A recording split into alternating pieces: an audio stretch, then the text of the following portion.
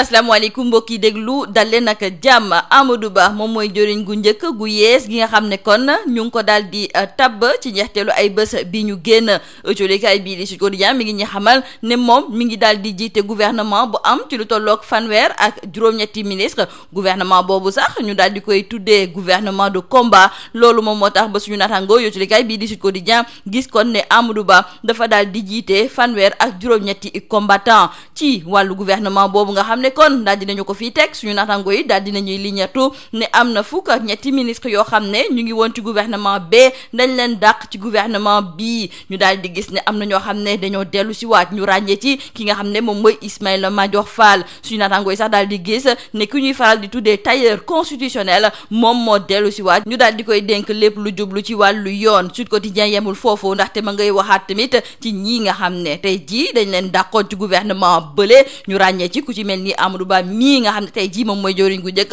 wante it ki nga xam ne de moom mooy Aly Ngouille Ndiaye. Suñu naataango yi tamit ñëwaat ci kii di Serigne Mbaye Thiam moom mi nga xam ne ba ñu ko dugalee ci gouvernement bi ba léegi ma nga fa ne dëj kenn mënu ko fa jëlee. Wante it suñu naataango yi ñëwaat nañu ci mbir bu doy waar boo xam ne nag dañu ko nemmeeku ci gouvernement bu yees bi muy kii nga xam ne de moom mooy Matar Ba mi nga xam ne kii di Yankhoba Diattara moom moo ko fa daal di wuutu. Autolikaay bii di Sud Quotidien ne xibaar boobu moom jaaxal na yéem na ñii nga xam ne ñoom ñooy yëngatu ci wàllu tàggat yaram ndaxte ñoom nee nañu daal coppeeku bi nga xam ne moom moo am te bopp ministère des sports xamuñu sax lan moo ko waral. Bu ñu gisee ne am nañu ay compétition yu ñu dëgmal rawatina coupe du monde gi ni fas yéene amal li ko dalee ñaar fukki fan ci weeru novembre jàpp fukki fan ak juróom-ñett ci weeru décembre gi ñu jëm ñoom kon gisuñu woon lan mooy tax ñu daal di fay jëlee ki nga xam ne de moom mooy Matar Ba teg fa ki nga xam ne de moom mooy Yankhoba Diattara. Suñu équipe bi li ci kanam raw li gët li am ba des moom mooy ne njiitu réewum Sénégal di Macky Sall moom fu mu nekk ni nag gouvernement bii nga xam ne moom la fi teg gouvernement boobu moom xeex la fi nar a nekkee xeex jëmale ko ci dundu gu seer gi xeex ngir indi ay saafara ci ñaxtu yi nga xam ne mi ngi jógee ci secteur bu ne wante it xeex ngir wàllu élection yi nga xam ne moom la ñu dëgmal ci atum 2024 ndax ci autolikaay bii di l'info la mu gis moom mooy ne Macky ak gouvernement gii nga xam ne nag moom la taxawal ñoom de la ñuy waajal du leneen lu dul élection yi ñu fas yéene amal ci atum 2024 gouvernement bii sax autolikaay bii di le vrai journal ba ñu ko liñatoo ñoom lañ ca gis moom mooy ne gouvernement bi gouvernement politique la ndax ña ca ëpp ñi si nekk ci wàllu politique lañ leen a ràññee te it ñoom it dinañu def seen kéemtalaay kàttan ci wàllu élection yii nga xam ne moom la ñu dëgmal. autolikaay bii di enquête def ab taxaw seetloo ci ñenn ci ay joriñ ñoo xam ne daal dinañ leen dugal ci biir gouvernement bu bees bi muy kii di Amadou Moustapha Ba ak tamit Oulimata Sarr di xamle ne ñaar ñooñu ñu seen xam-xam màcc la ci wàllu finance te it poste ya ñu leen a dénk nekk na ay poste yu ñu mënee. Oulimata Sarr moomu sax autolikaay bi di Le Quotidien moo ñuy xamal ne guléet ñuy nemmeeku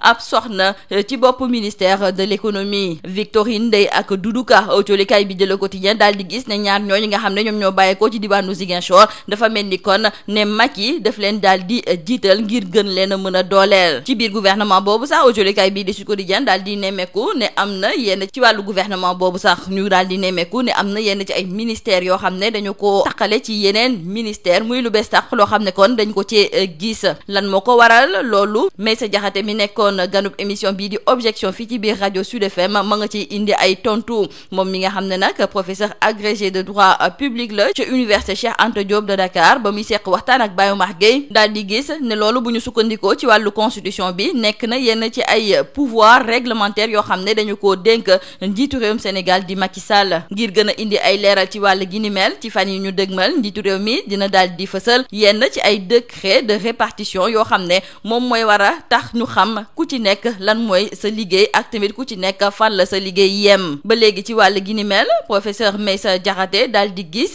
ne du am benn jiixi jaaxa gu ñu nar a nemmeeku ci wàll gi ni mel ndaxte bu boobaa lépp dina leer su fekkente ne njiitu réew bi daal dinay fësal décret bi nga xam ne moom mooy indi ay leeral ci wàll gi ni mel. gouvernement boobu nag autolikaay bi di Vox Populi moo ñuy xamal ne laata ñu koy taxawal metti woon na torop sax ndaxte gouvernement bi ci midi la ñu waxoon ne la ñu koy taxawal wante sa mujjantal ga daal ba fukki waxtu ci guddi di waaj a jot dañ koy soogu di fësal. autolikaay bi di Vox Populi ne la ko waral moom mooy ne yenn ci ay xëccoo ak ñàkk juboo yi nga xam ne dañu ko cee nemmeeku. tey jii sax autolikaay bi di L'Observateur du ñu nettali nag bésub samedi boobu na mu tëddee woon fële nga xam ne moom mooy ca palais présidentiel naka la yenn ci ay jurin xamee ne ñoom dañu leen tabb wala boog dañoo daal di indi ay coppite ci poste yi nga xam ne ñoom la ñu leen dénk ndaxte am na yenn ci ay ministres yoo xam ne sax ci ay message la ñu leen yónnee ngir yëgal leen li ni mel lii moo nekkoon boo julikat yi li gën a fës ci biir ëcculikaay yi ñu leen di ñaanal njeexte lu bës ak jàmm. Mesdames et messieurs, bonjour. Amadou Ba, le tout nouveau Premier ministre à la tête d'un gouvernement composé de 38 ministres. Nos confrères de Sud Quotidien nous parlent de ce nouveau gouvernement composé donc de 38 combattants puisque l'équipe dirigée par Amadou Ba est considérée comme une équipe de combat. Nos confrères de Sud Quotidien nous font savoir qu'il y a 13 ministres limogés de ce gouvernement. Ismaïla Madior Fall qui revient en force. Nos confrères nous parlent même du retour du tailleur constitutionnel. Il y a aussi le retour aux affaires de certains ministres considérés comme des bannis. Nos confrères nous parlent notamment de Amadou Ba, qui, à en croire nos confrères de Sud Quotidien, c'est grâce à sa loyauté doublée de patience qui auront finalement payé. Et nos confrères d'ajouter Aly Ngouille Ndiaye qui aujourd'hui bombardé ministre de l'Agriculture. Enfin, nos confrères de Sud Quotidien se sont aussi appesantis sur le départ de Matar Ba à la tête du ministère des Sports et son remplacement par Yankhoba Diattara. Ce changement a suscité plus de réactions et d'interrogations dans l'opinion après cette unanimité que le maire de Fatick a réussi à créer autour de lui, mais aussi cette belle dynamique impulsée lors de ces 8 années passées dans le département du sport, mais aussi les chantiers en cours d'exécution, surtout à quelques encablures du rendez-vous majeur de la Coupe du Monde au Qatar, prévu du 20 novembre au 18 décembre. Quoi qu'on puisse dire, retenons avec nos confrères du journal Enquête que par rapport à la formation de ce tout nouveau gouvernement,